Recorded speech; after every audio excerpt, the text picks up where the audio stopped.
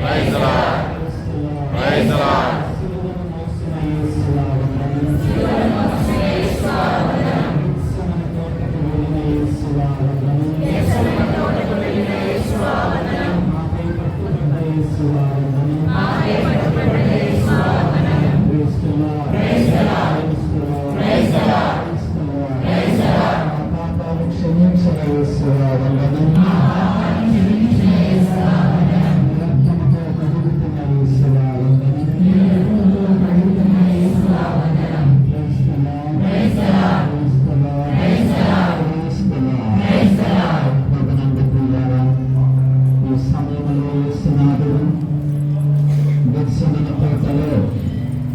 తన శిష్యులతో పలికిన మాటలు, మీరు నాతో ఒక గంటైనా మేల్కొని ఉండి ప్రార్థించలేరా అని అడిగి ఉన్నారు.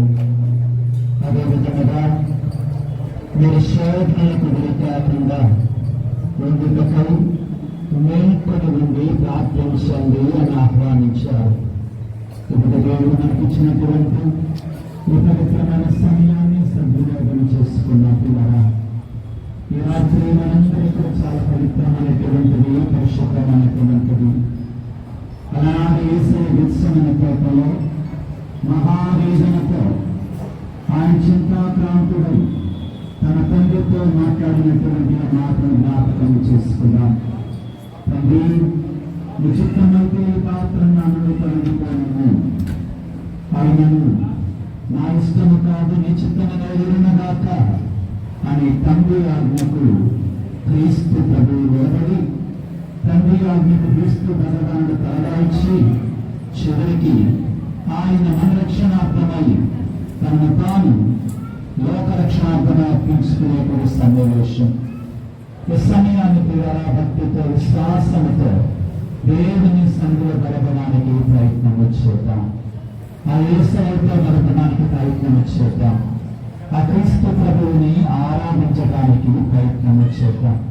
మరొక స్థలంలో చేతులు జోడించి భక్తితో ప్రభువుని చూస్తూ పరిశుద్ధ పరమ దివ్య సప్రసాదమునకు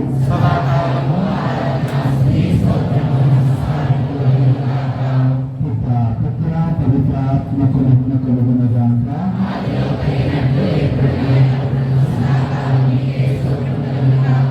పరిశుద్ధ పరమ దివ్య సప్రసాదమునకు